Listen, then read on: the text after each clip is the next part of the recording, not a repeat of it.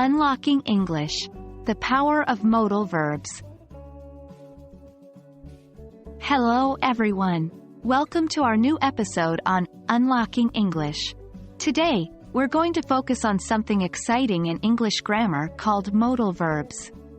As we unlock their potential, we'll learn about their definition, how they function, and their unique role in the English language. First things first. What are modal verbs? Well, modal verbs are a type of auxiliary verb, also known as helping verbs, and they express necessity, ability, possibility, permission or obligation. They help us understand the mood or attitude of the speaker towards what they are saying. Here's a list of the most common modal verbs.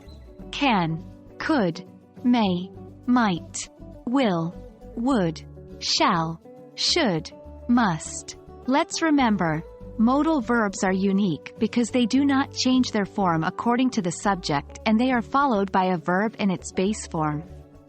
This is quite different from other verbs, making them special in the English language. Now that we know what modal verbs are, let's move on to their functions. As we mentioned earlier, modal verbs help express a range of different ideas, such as obligation, possibility, permission, ability, and more. Let's dive into each of these. Obligation. We use must or should when we need to express that something is necessary or important. For example, you must finish your homework tonight. Possibility. To talk about things that may or might happen or be true, we use may, might, or could. For example, it might rain later today. Permission. Can, may, or could help us ask for or give permission. For instance, can I use your phone? Ability. We use can or could to talk about someone's ability or skills, such as, she can play the piano very well. Offers, requests, or invitations.